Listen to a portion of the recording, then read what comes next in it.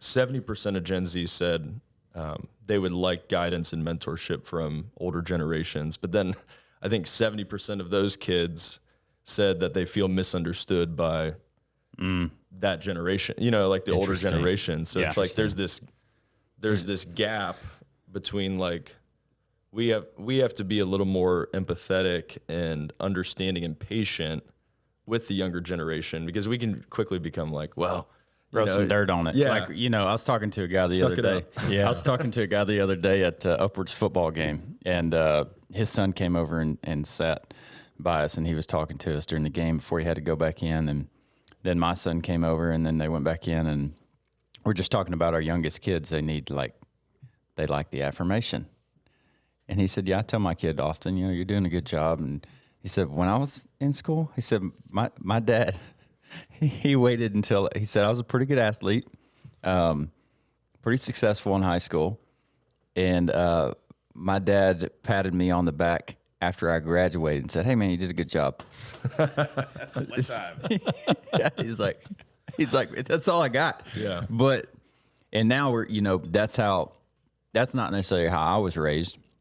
I was affirmed, but not to the level that I affirm my kid. It's like, we want to go back and we want to say, well, when I grew up, it was, rub some dirt on it, go out there and do what you got to do. I don't think we can do that anymore. It's different. Yeah. I would say what you're seeing in Gen Z is the lack of grit and endurance, no question. Yeah, you're right. But, we can quickly point fingers, but we've, as older generations, have been a part of how we've set them up. Right. Yeah. I read this book one time, and it was kind of just talking more about, hey, as parents, how have we done a disservice to Gen Z? Like, we think about it, we live in a much different, when we were growing up, we could ride our bikes anywhere, and there was a lot of freedom and autonomy that our parents gave us. And I think nowadays we've kind of swung to the other end of the pendulum, right? Where almost every part of their life is prescribed for them.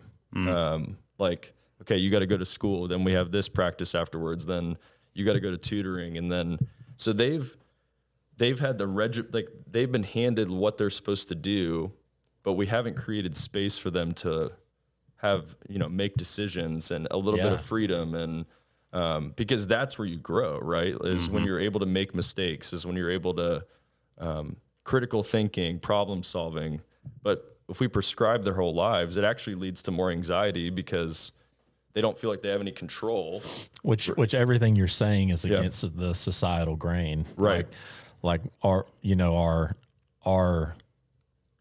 mindset, and when we're looking at or thinking about parenting and thinking about giving our kids freedom and not hovering over them and allowing them to go ride their bikes, and like all of that stuff is just ludicrous. Like, what are you talking about? What if they get kidnapped? What if they get, and it's like, they're gonna be fine. Just let them do it, And it's you've got this culture, this society that's saying, don't do that. When in reality, you're so right. It's what's missing. It's structure, it's surveillance, it's like a continual this continual presence that like we didn't have when I'm a little bit older than you guys, but like my parents were like, "Yep, be home when it's dark." Same exact way. Like all of us. Like go play in the woods. Right. Again, I was at Upwards practice the other day, and I just overheard a dad saying, "Hey, where's my kid?" Or no, it was a mom. "Where's my kid?" He went to the bathroom. He had been gone for like 3 minutes, and she was freaking out. Yeah. And then dad chimed in and said, "Yeah, I know, I'm a helicopter parent too." Like, let your kid go to the bathroom.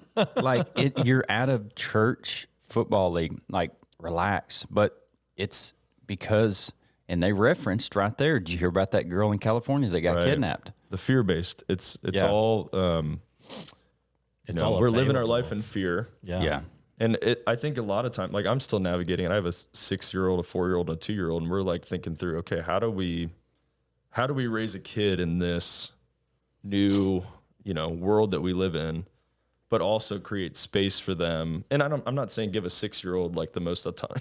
Yeah. Like his 6-year-old you has give an more iPhone. over time. No, he probably wants one. Yeah, he loves Minecraft. That's how you already. start a fight with the cousins in my family. It's like, I heard so and so got an Who iPhone. got an iPhone, Yeah, yeah. And the kid's like, what? You think about, I compare iPhones or smartphones to driver's license. Yeah. A kid can't get a driver's license until they're 16 because they're not responsible enough to have one. I believe that we should enact some type of rules. Sure. Because we're handing kids literally loaded guns Yeah, and saying, and most parents don't have any restrictions No. on those. Here you go. yep. And when a gun goes off, you don't know when that phone. No. I mean, like that's the hard part, right? It's like if you hit a kid a gun, you'd hear it go off at least. Yeah. You would have some indication there's something's Right. gone wrong. It's just terrifying. The whole It's thing. it's a slow death. Yeah. If we're correlating it to a gun, it's like every single time that they load it and that they get on it, it's rotting their minds because their minds aren't ready for it. Yeah. They're still developing. Yeah. Well, and like when the kids are in school, the parents are like, "Well, my kid's got to have their phone so I can get a hold of them." Right. It's like they're at school. That's another fear-based thing. Yeah. Like what if an active shooter comes in? I need my kid to be able to call me. Like a lot of parents will say that. That's wild. We at Young Life Camp we take up the phones when we get Amen. there, and because we wouldn't get anything accomplished with, and there's no service out there anyways. But kids are just like devastated, like like you're ripping a drug away from them. Well, you are. Yeah, That's exactly what And you're doing.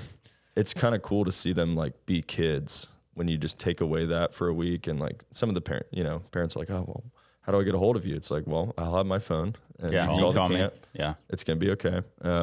And they revert back to like the natural behavior Being- so much being a faster kid. than you think it would. Yeah. Like it's Faster than we do. Yeah. If I had my phone taken away from me for half a day, I would probably still be like, I Anxious. got stuff to do. What's going Yes. on? So I'm gonna look at the camera here. A lot of the reason that our kids are the way that they are with these devices and all is right here. I'm pointing at myself. The parents. We're raising Gen Z and Gen Alpha. We have to consider all of the consequences of the actions that we take in the parenting that we offer to our kids.